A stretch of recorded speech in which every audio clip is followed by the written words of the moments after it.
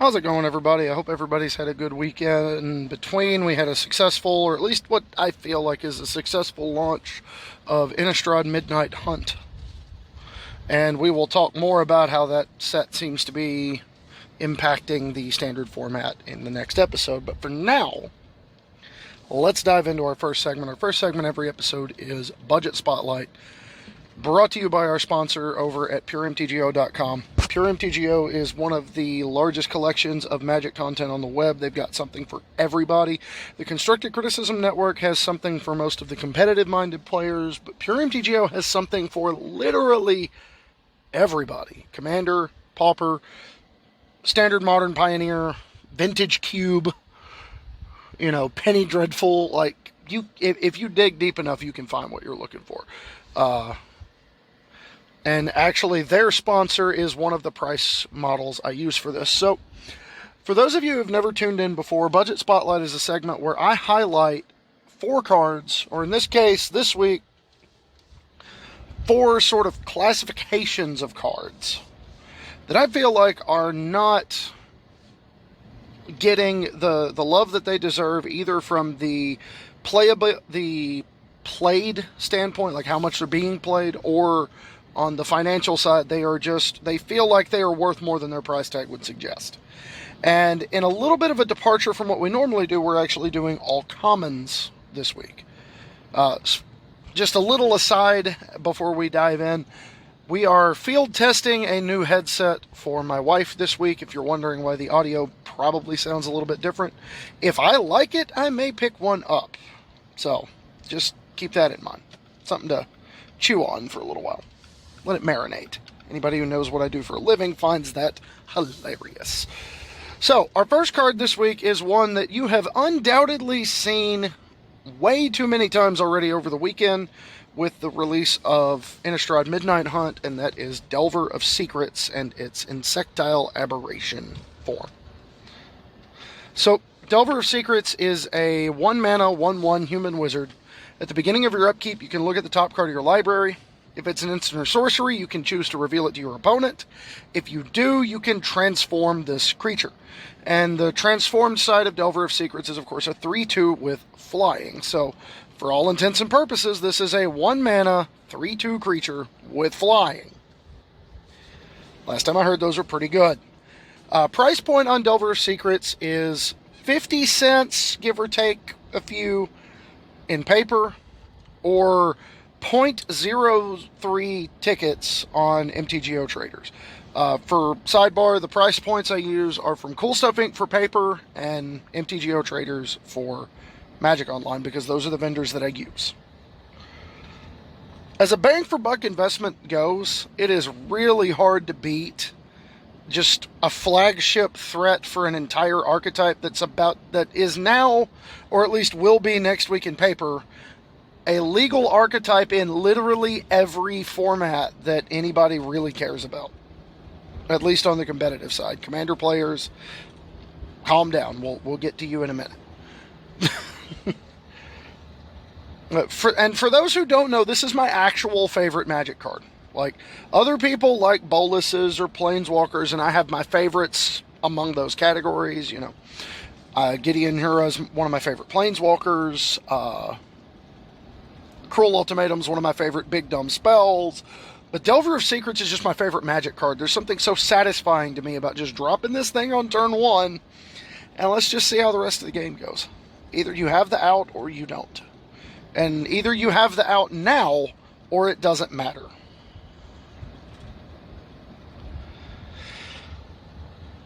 It's the kind of card that just dictates the terms of engagement, but it doesn't do it in as clear a manner as something like a Lava Spike or a Goblin Guide, or even, tapped Hallowed Fountain.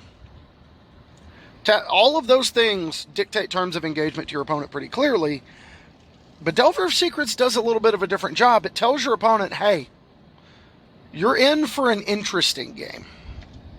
Because either you're going to be able to answer this right away and things are going to go on from here, or I've got an answer for your answer, and this thing's going to get in a few good swings and put you nearly dead so that burn can finish you off. Like, it's the kind of creature that doesn't require a ton of synergy to make good. You just want to play a bunch of instants and sorceries. And again, for 50 cents or 0.03 tickets, it's really hard to do better. This is the premier threat to me in... It almost takes over that mantra, takes over that job in Pioneer from the moment it was announced in this set. It's still, like, it's playable in Modern. I don't know if it's a good threat in Modern, but it's playable. You can still play it. And it picks up wonderfully in Legacy with access to cards like Brainstorm and Ponder and Preordain and just all the really nice, good blue cards that you get to play in Legacy. So just top to bottom, it is really hard to argue with this as an investment piece. And if I've not talked about this card on the show before, A, I'm going to be surprised, and B, I have not been doing my job, because I could gush over how much I love Delver for days on end. Second up on the list, and this one is a little bit of a unique one. Again, I said we're doing commons this week as part of sort of the theme of the episode. Commons, sometimes you just need to kill a big thing. And Skred is here to do that for you. Skred is a single red mana for an instant. Deals damage. It deals X damage to target creature, where X is the number of snow lands you control. Or maybe it's snow permanents you control.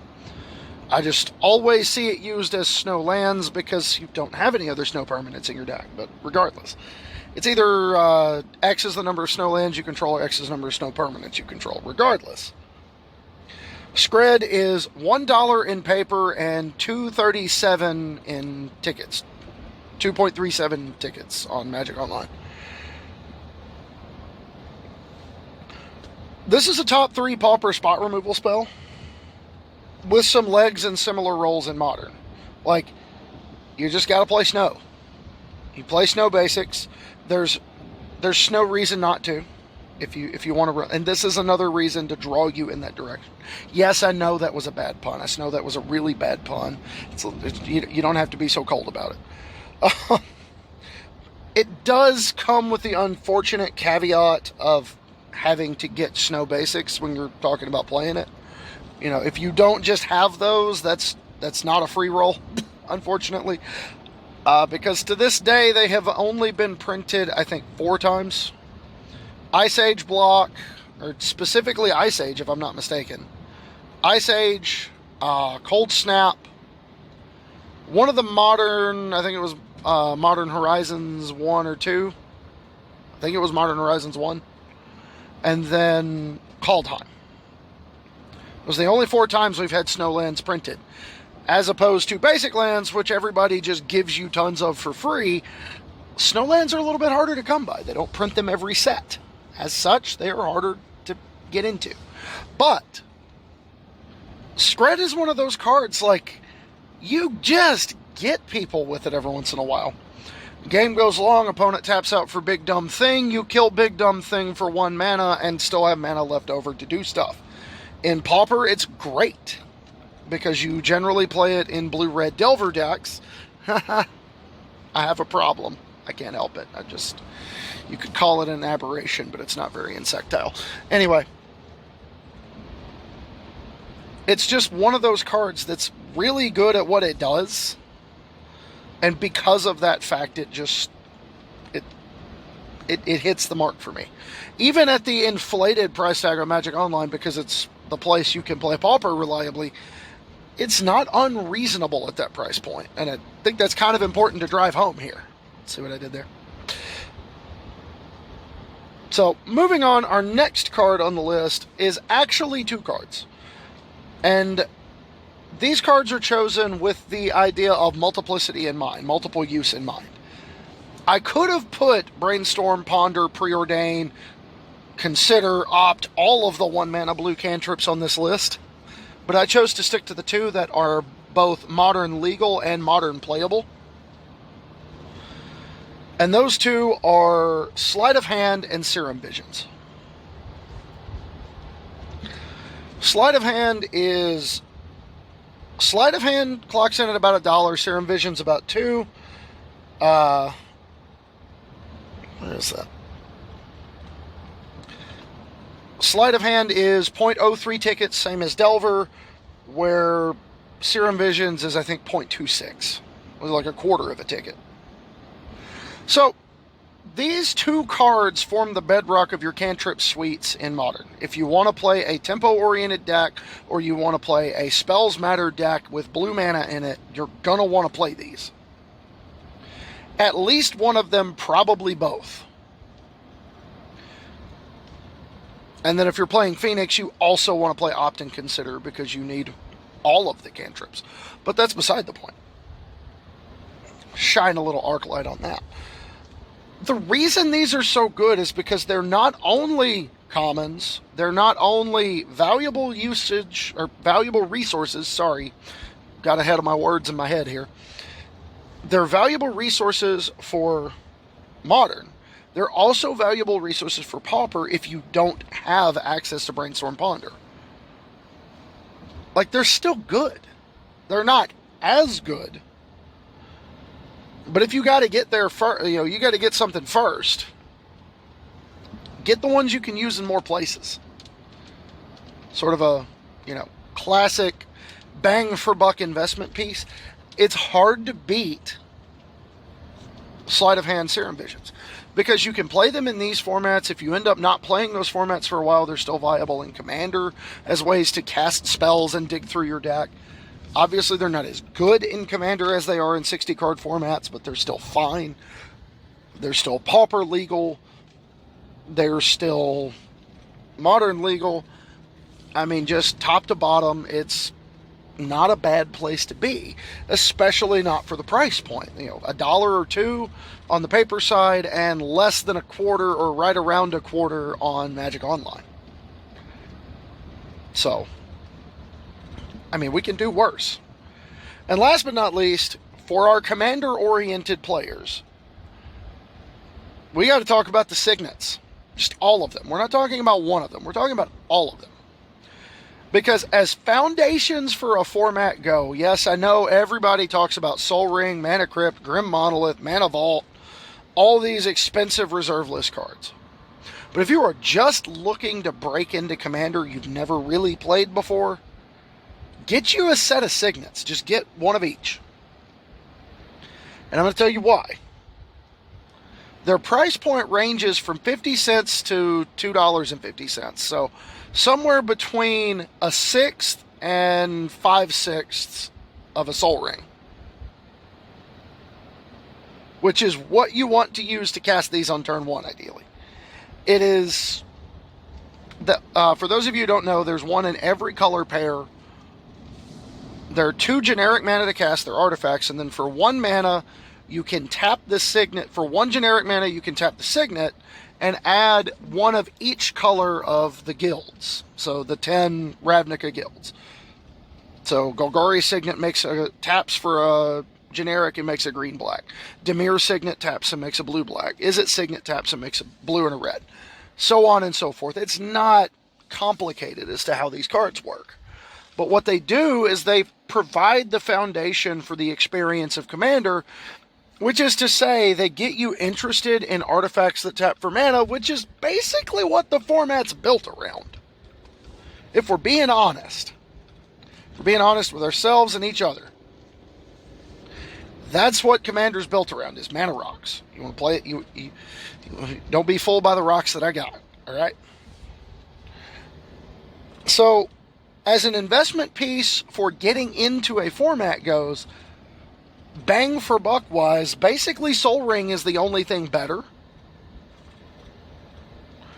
In terms of value in gameplay for the amount of money you spend, the only thing better is Soul Ring. And only because it lets you cast a Signet on turn 1 and have access to 5 mana next turn. If not more, depending. So just all the way around, it doesn't have to be complicated. We don't have to have some sort of wild, crazy gameplay reason for loving Signets.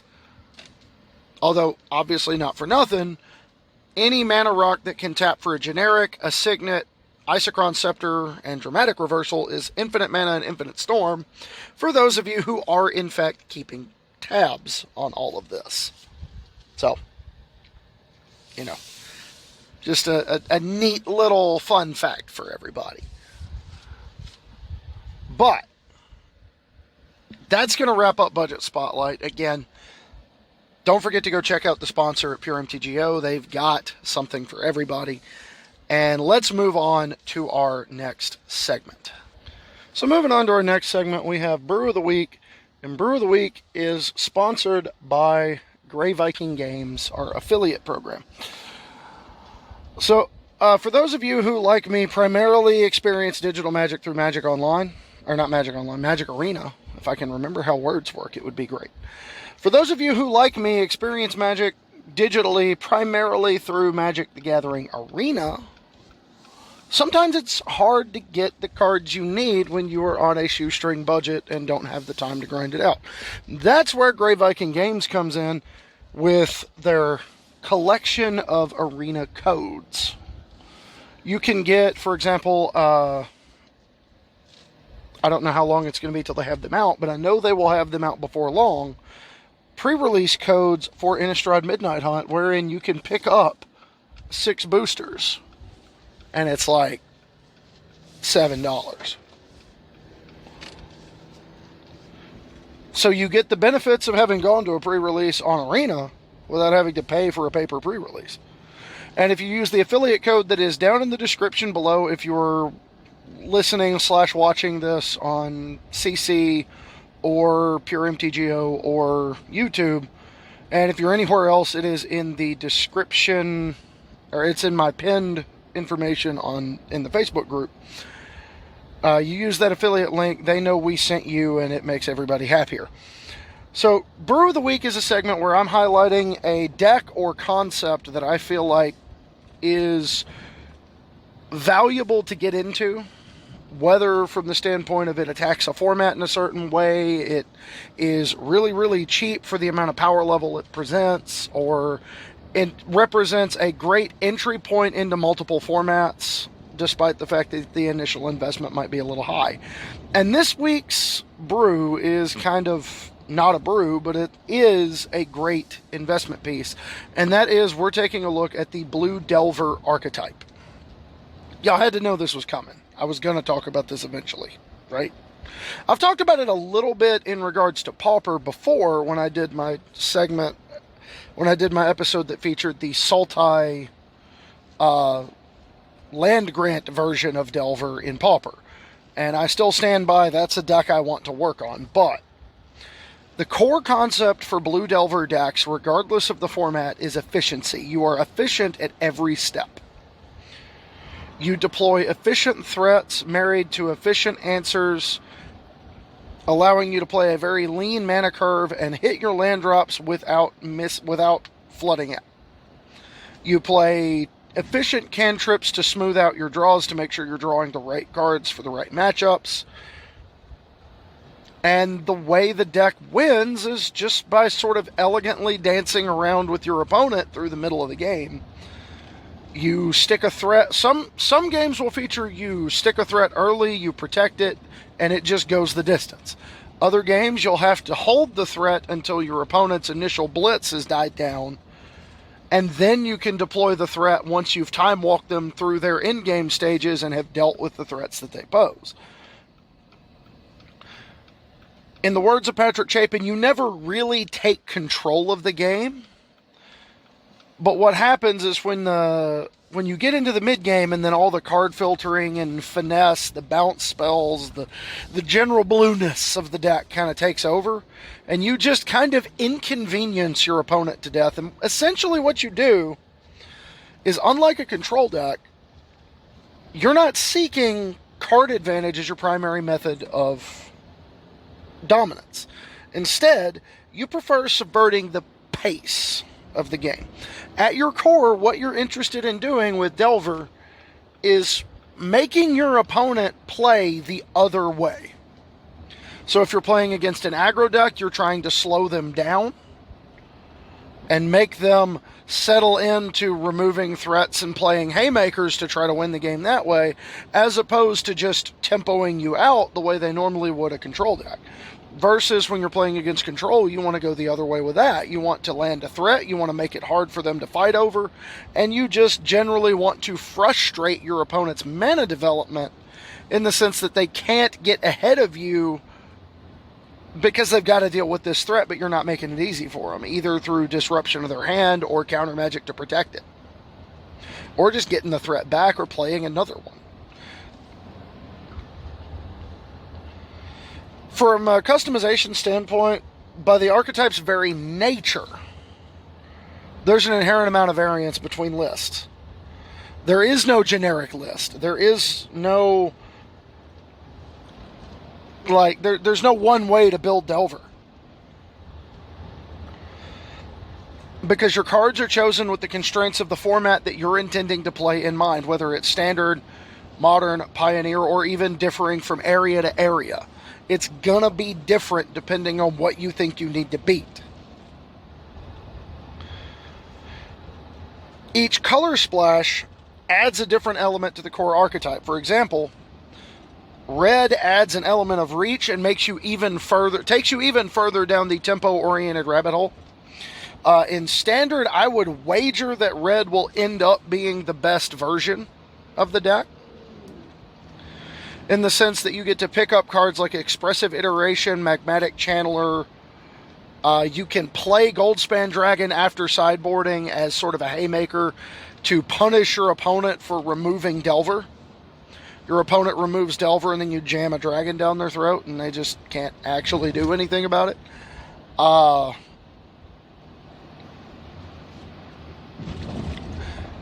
The black variants of Delver tend to be a little bit more graveyard oriented. They tend to play out of their graveyard a little bit better.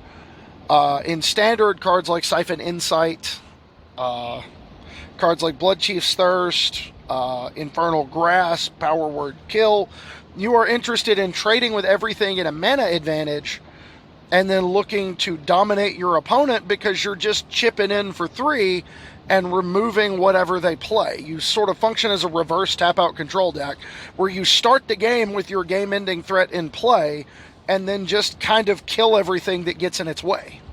Kill or bounce everything that gets in the way.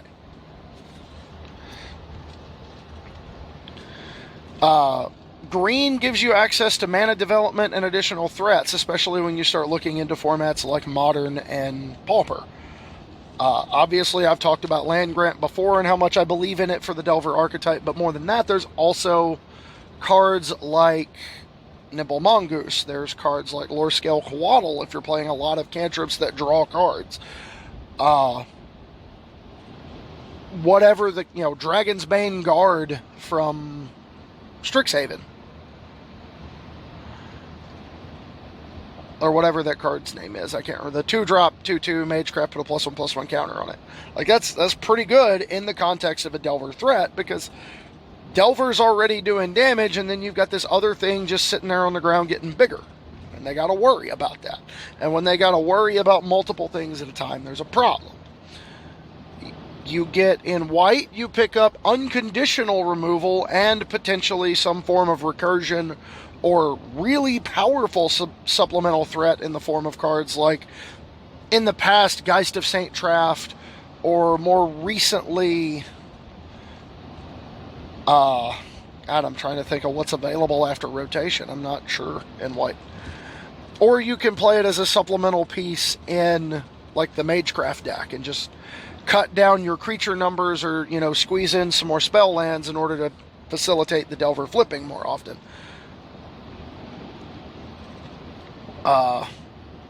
Just regardless of what it is, like, each one of them is looking to beat a different kind of deck.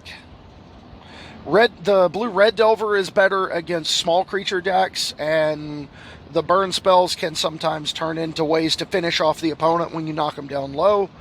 Against control, the black Delver decks are interested in trading for everything at a mana advantage, so they're better against mid-range and control decks because they are better at answering giant opposing threats, but they have a harder time cleaning up small threats efficiently.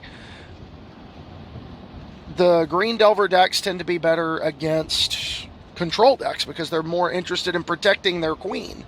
They're more interested in getting ahead of the opponent in some form of development.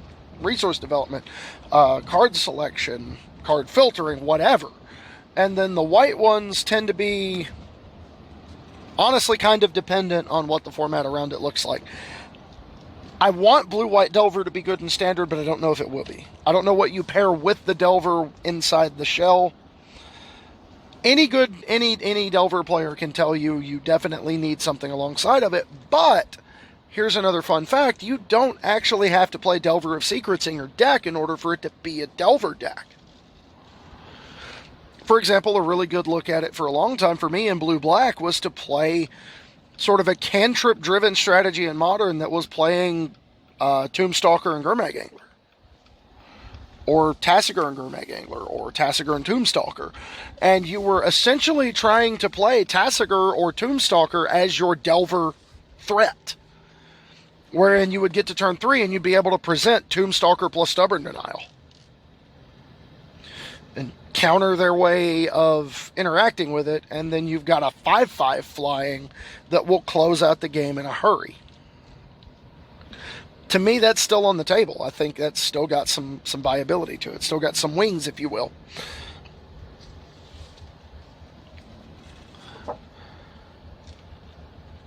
So, strengths and weaknesses. You're definitely a right 75 for the right weekend kind of deck. And this is the kind of deck that will reward, let me slow down and enunciate my words. It will reward good format knowledge and understanding of how to win your matchups. And if you have those things, you can win any of them. That's not to say you're going to be dominant in any of them. You're a classic 55-45, but you can swing it to like a 65-35 or a 60-40, depending on how well you know how to play your deck. This is definitely not a deck you're going to pick up out of nowhere and just dominate people with, because it's never the most powerful deck. What it is the deck that brings the right tools for the right job.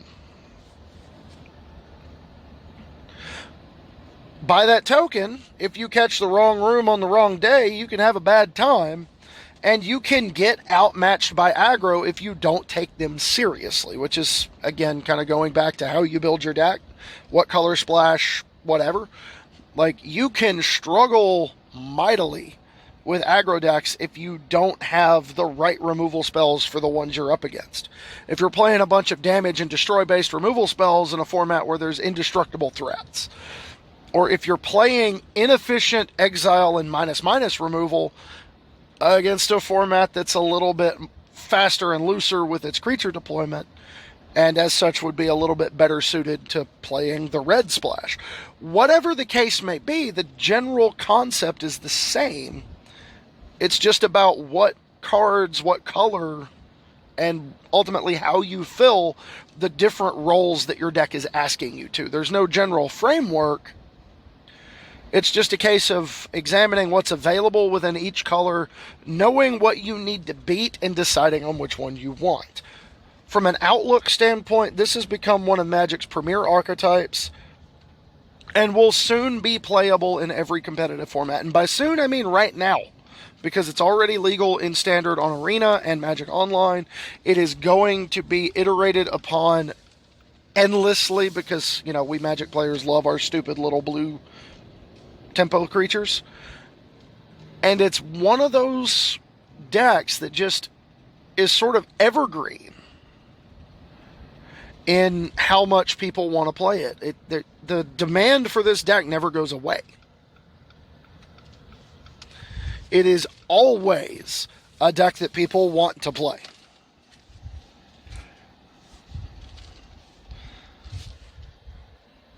So with that all ironed out and out of the way, let's move on to our main topic. Our main topic is brought to you by Patreon.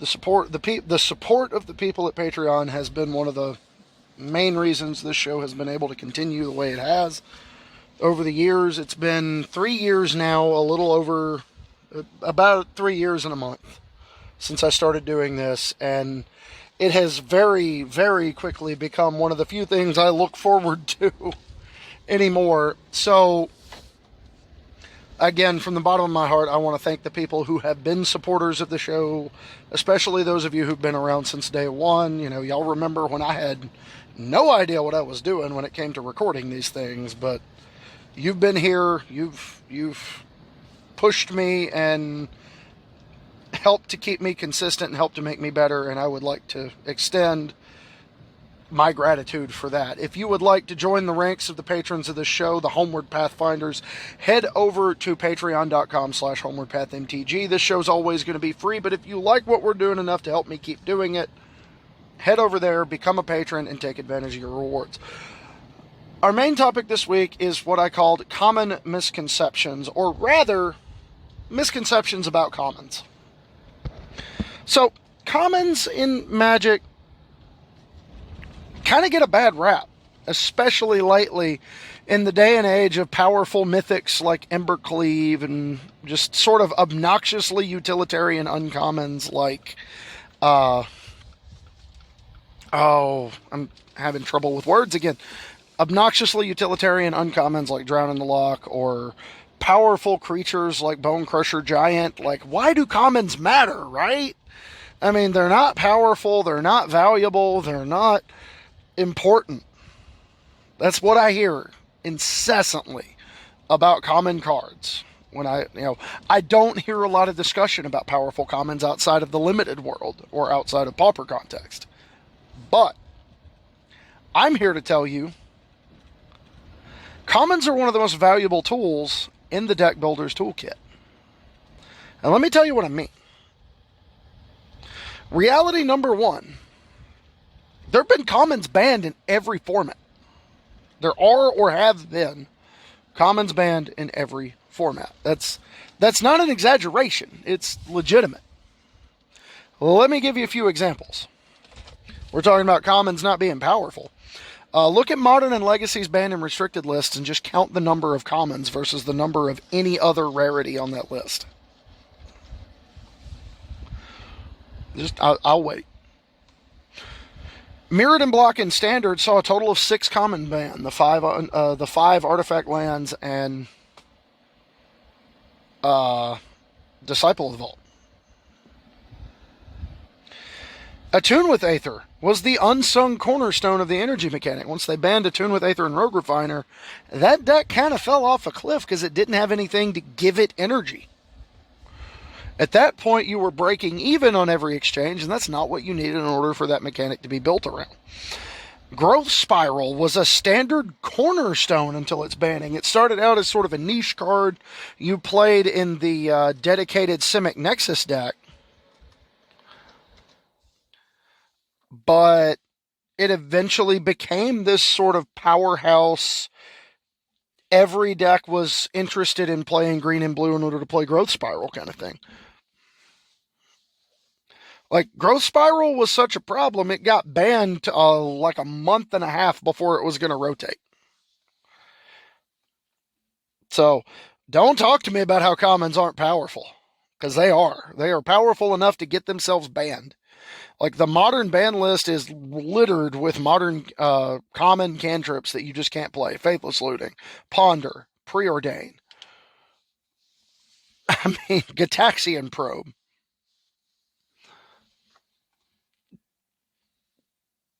I mean, what are we talking about here?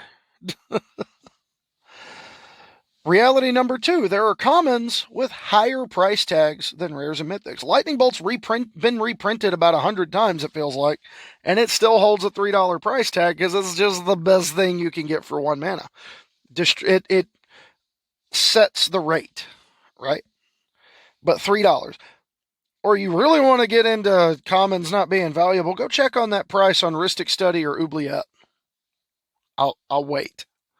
Now, this was a little bit better before they did a reprint on Oubliette that made the reprint's price quite a bit lower. But Oubliette was a $38 common. Or like a $50 common at one point or another. Really? Manamorphose, despite being now reprinted like 4 times, is still hovering around a $6 common. Because its original printing from Shadowmoor was, in fact, common. And we have numerous other examples, and we cannot blame all of that on Paper Pauper because we don't play a lot of Paper Pauper. Nobody does. There are isolated little pockets of it, and then players will pick up cards in order to play at events, like bigger events, but we're not having those right now. So, how are we going to blame this on Pauper? We can't do it. There's commons all over the place that command higher price tags than several rares and mythics that have seen a lot of play in the past. And then reality number 3, commons define formats. 1 mana burn and 2 mana removal dictate what threats you're allowed to play in a format. If lightning bolt's legal, your creature with 3 toughness or less needs to provide value, or it's not worth playing. If fatal push is legal, if cast down is legal, well, if cast down is legal, your creature that costs 2 or more mana and isn't legendary needs to provide value right now, or it's not worth playing. And Heartless Act, for the last 2 years, since Ikoria dropped, Heartless Act. If you're not playing +1/+1 counters, you got to have a really good reason to play creatures that cost more than 2 mana. They've either got to give you value now, force your opponent to have the Heartless Act right now, or they've got to have a way to dodge Heartless Act in your deck. A solid number of available counterspells in a given format are commons. You look at Modern right now, counterspell is legal. You've got, in Standard, Disdainful Stroke. You've got Dissipate. We've got, there's more. It would just take me a minute to sit down and iron them all out. Playable cantrips in a format are almost exclusively commons, with the obvious caveat in Standard right now of cards like Expressive Iteration and Siphon Insight that are uncommon and rare respectively. But like Consider's a common, and it's the best cantrip. It's Surveil 1, draw a card, but it's still really good, right? Especially in a format where you've got flashback cards. An undersold aspect of common rarity is when WotC really wants to push a mechanic, they tend to put a lot of its enablers and or payoff cards at common. Look at Affinity. The Affinity deck that was so dominant. And all 5 artifact lands are common. Frogmite was common. Murr Enforcer is common. Thoughtcast is common. Galvanic Blast in Scars of Mirrodin is common. Shrapnel Blast. Shrapnel Blast isn't common. But Galvanic Blast is. I know that one is. Skark Prospector's a common. Goblin Matron's a common. Attune with Aether, it was a common.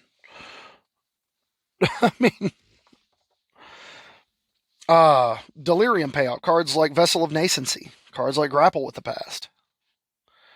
Satyr Wayfinder in graveyard-oriented formats. These are all common cards. Faithless Looting to help set up the graveyard mechanics in Innistrad was a common. Thought Scour to set up the graveyard mechanics is a common. Because Wizards want you to play these cards, and in order to get you to play these cards, they have to give you a lot of them. So when Wizards really wants to make a mechanic powerful, look at how many cards that are common push that mechanic, and that's how you know whether or not it's helpful. If we had gotten a couple more self-sacrificing permanents, Revolt would have been a better mechanic in Standard. But because we didn't get any cheap, efficient ways to put permanents into our own graveyard during that format, a card like Renegade Rallier, which looked really, really good on the surface, was just not playable. A surprising number of key sideboard cards are commons. Ancient Grudge, Smash to Smithereens, Destructive Revelry, Disenchant. The list goes on and on. These are commons. that every sideboard's playing. Hi there, neighbor. And not for nothing, but the best 60 card constructed format is all commons all the time. You know, I had to get in there. It's a very popular format. What can I say? In summation, a lot of these cards are uncommonly good, but it's not a rare occurrence for common card ubiquity to reach mythic proportions. I'm not going to see myself out. This is what I do. This is what you signed up for. All joking aside, commons are a bountiful resource, whether they're filling out a curve or adding a critical mass of cantrips to your Delver deck, or just giving you enough playable artifacts to make Affinity an actually good deck. They also have surprisingly stable prices if they have eternal implications, making them an excellent conservative investment in your sort of Magic portfolio, which is to say, obviously I don't condone dumping a whole bunch of money into Magic, but if you spot a common that you think is currently a nickel and is going to be 50 cents in a few months, I'm not going to be mad at you for buying up 15, 20 copies. Or 100 copies if you've got the dough. That's ultimately your decision. And it's not going to be one of those things where you get a massive ROI, like a huge return on investment. You're not going to get like a 200-300% return on investment in most cases. But you'll probably get a little bit more than you wanted. You just got to be careful with it. Commons are weird in that regard because they're either really stable or really, really bad, really volatile based on how well they get played in a given format. It's, as I said to begin with, it's one of the best tools, excuse me, in the Deck Builder's Toolkit, especially in the Budget Deck Builder's Toolkit, because you can find lots of decks that are mostly common cards that provide you with great ways to attack a given format. So, at the end of the day, we don't talk about them enough outside of the context of Pauper, but I love me some commons. And I hope you learn to love them just as much as I do. So that's all I got for this episode, everybody. I hope you enjoyed it. We will be back next week with our first impressions of Innistrad Midnight Hunt Standard. Spoilers, I'm in love because I get to cast my favorite card, and it's really good, and I love it. But there's definitely some cool stuff going on behind the scenes. I've run into a lot of interesting decks. There's just a lot to unpack about the format. It might take all night hunting for all this information. Puns. I've got them. So that's all I've got for this week, everybody. We didn't have any submissions for dad jokes that I remember seeing. So if you've got questions, comments, concerns, send them to me on Twitter at HomewardPathMTG. Send them on the Facebook group, Homeward Pathfinders. I'm in the Discord for Heezy Game Media. And speaking of Discord, one of the rewards for patronage is the Patron Pathfinders Discord, wherein we talk about episode topics. I'm dumping deck lists in there once I have them ironed out. I will be executing a little bit of a deck dump after I get this episode published for patrons of the show.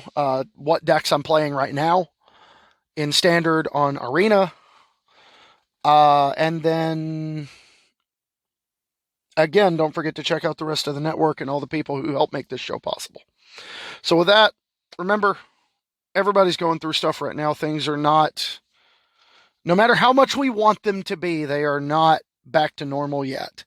So when interacting with others, always lead with kindness.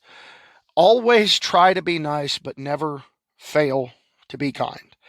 So let's laugh hard, cheer commons, be kind. We'll catch you next week, everybody.